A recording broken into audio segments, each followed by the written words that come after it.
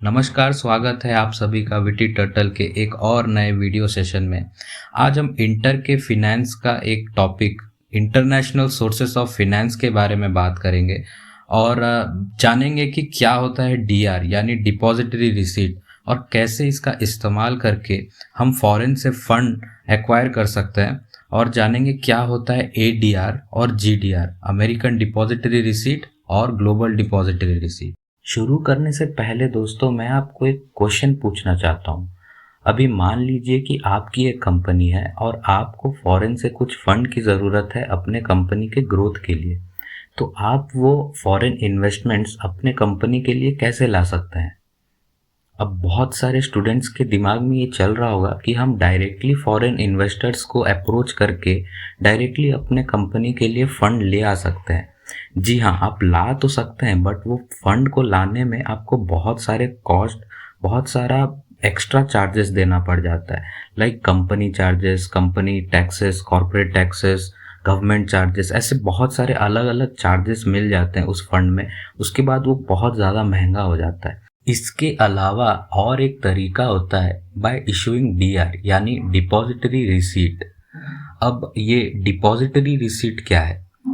Depository receipt एक type का negotiable instrument है जिससे कि हम अपने कुछ शेयर्स, अपने कुछ कंपनी के जो शेयर्स होते हैं उसको अगर हम उसके थ्रू हम फॉरेन से इन्वेस्टमेंट्स ला सकते हैं।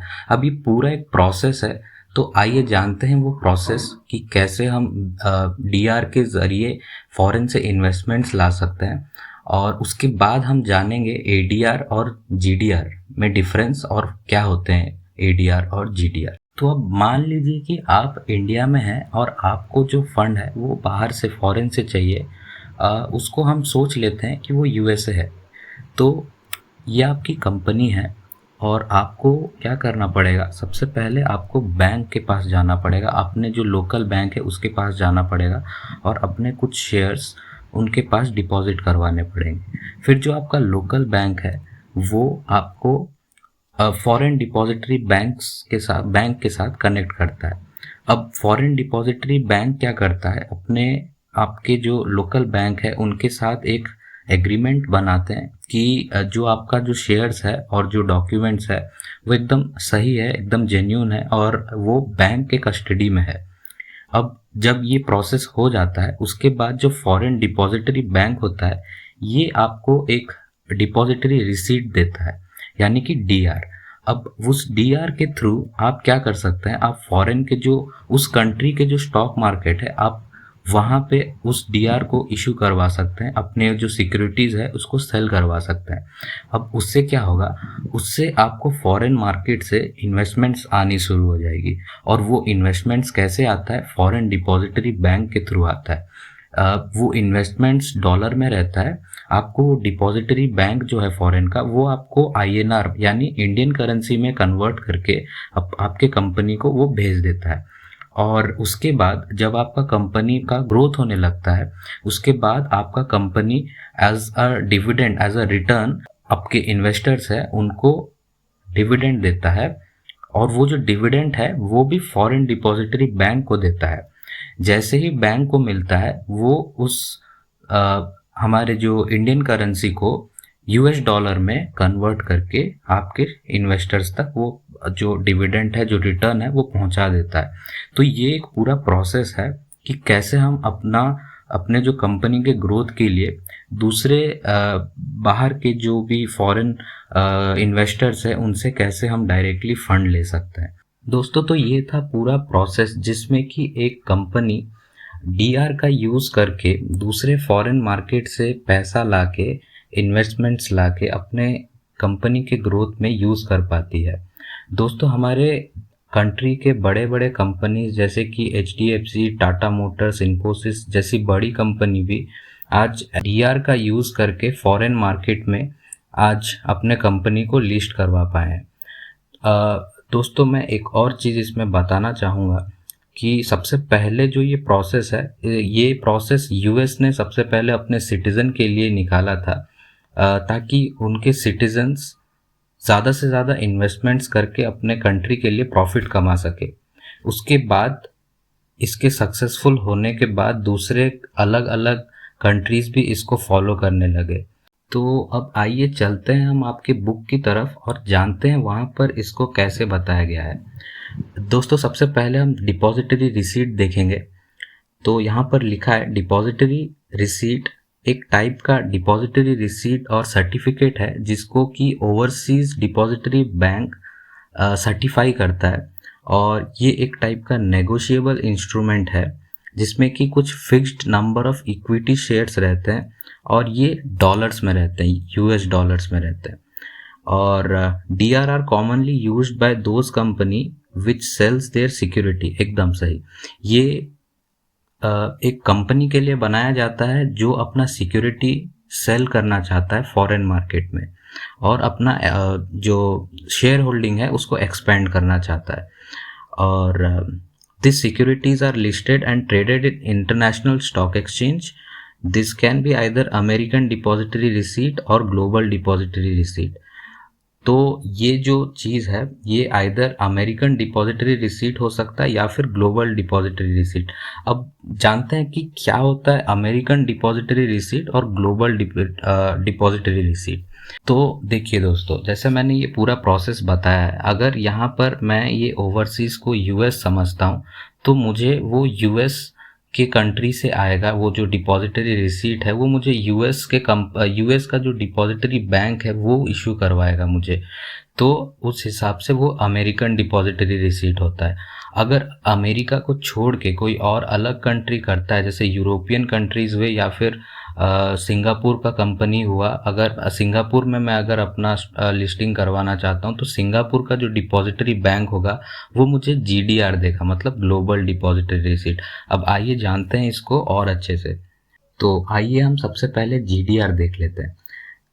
A GDR is a negotiable instrument, basically a bearer instrument which is traded freely in the international market, either through the stock exchange or over the counter or among qualified international buyers. तो मैं ये qualified international buyers वो लोग होते हैं, वो investors होते हैं जो उस कंट्री के सर्टन कुछ कंडीशंस होता है, हर कंट्री का अपना अपना अलग कंडीशन होता है, उस कंडीशन को जो क्वालिफाई करता है वो लोग क्वालिफाइड इंटरनेशनल बायर्स के कैटेगरी में आते हैं।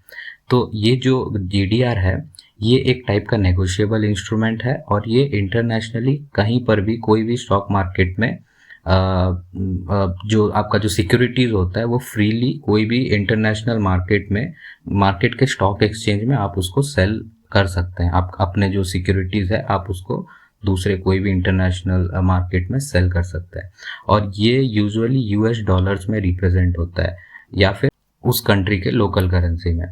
अब उसके कुछ कैटेगरीज हैं, जैसे कि this shares underlying the GDR do not carry voting rights. जो भी उस सिक्योरिटी को लेता है, जो भी आपका जो सिक्योरिटी है उसको लेता है, उसके पास कोई भी वोटिंग राइट्स नहीं होता है। मतलब वो डायरेक्टली या इनडायरेक्टली आपके कंपनी के साथ उसका कोई भी रिलेशनशिप नहीं होता है, वो बस उस सिक्योरिटी का एक स्टेक होल्डर होता है, बट उसके पास कोई राइट्स नहीं होते हैं। The instruments are freely traded in international market. ये जो डीआर होता है डिपॉजिटरी रिसीट, इसको हम इंटरनेशनली कहीं पे भी ले जाके ट्रेड कर सकते हैं। The investors earn fixed income by the way of dividend. जो इन्वेस्टर्स होते हैं, जो भी आपका ये सिक्योरिटी लेते हैं, उनके पास बस एक ही वे रहता है इनकम करने का, वो रहता है आपका डिविडेंड। उनका आपके शेयर्स के ऊपर या आपके कंपनी के ऊपर कोई भी राइट्स नहीं रहता है। GDRs can be converted into underlying shares, depository custodian banks, reducing the issue। आप ये जो GDR है, जो डिपॉजिटरी रिसीट है, आप इसको वापस से अपने शेयर में कन्वर्ट कर सकते हैं। आप वो जो डीआर है आप उसको रिटर्न कर दीजिए और उसको कन्वर्ट करवा लीजिए अपने शेयर्स में। आप चाहे तो वो शेयर्स अपने नाम पे वापस ले सकते हैं। अब चलते हैं आगे। The market of GDR। An Indian company issue ordinary equity share. These shares are deposited with the। ये पूरा वही प्रोसेस है जो मैंने आपको अभी थोड़ी देर पहले बताया। ये वही प्रोसेस के बारे में आप एक बार पढ़ लीजिएगा, आपको ये चीज़ अच्छे से समझ में आ जाएगा। Advantages of GDR। The Indian company are able to tap global equity market to raise currency। the exchange risk borne by the investors as payment of the dividend made in local currency. The voting rights are vested only with depository. Okay, तो ये जो इसके advantages ये है कि एक Indian company अगर अपने लिए फॉरेन से इन्वेस्टमेंट्स लाता है तो वो अपना जो करेंसी है, अपना जो कैपिटल है उसको रेज करने के लिए ही जाता है, उसको गेन करने के लिए जाता है। तो जीडीआर के थ्रू हम अपने कंपनी में थोड़ा सा इन्वेस्टमेंट्स ला सकते हैं। दूसरा जो बताया गया है वो ये है कि हाँ, तो जो लोकल करेंसी में हम इसको ट्रेड करते हैं, मतलब जैसे कि हम अगर यूएसए में कर रहे हैं ट्रेड तो हम उसके लोकल मतलब यूएस डॉलर्स में ही ट्रेड करेंगे। वो यूएस डॉलर में ट्रेड होने के बाद वो वापस से डिपॉजिटरी के पास जाता है और वो हमारे करेंसी में मतलब कि आईएनआर में कन्वर्ट होने के बाद वो हमको मिलता है। लेकिन वहाँ पे जो ट्रेडिंग जो करेंसी रहता है वो उन्हीं का लोकल करेंसी रहता है। आपके सिक्योरिटी पे सिर्फ डिपॉजिटरी का ही राइट्स रहता है, उस पर किसी भी इन्वेस्टर का, फॉरेन इन्वेस्टर का कोई भी राइट्स नहीं रहता है, बस डिपॉजिटरी का राइट्स रहता है। अब हम देख लेते हैं एडीआर। एडीआर भी सेम प्रोसेस है, मैंने आपको पहले ही बताया। पहले एडीआर आया था जिसके सक्सेसफुल होने के बाद जीडीआर आया। तो एडीआर में ये पूरा का पूरा प्रोसेस सेम ही है, एकदम सेम है। जैसा जीडीआर है वैसे ही एडीआर है।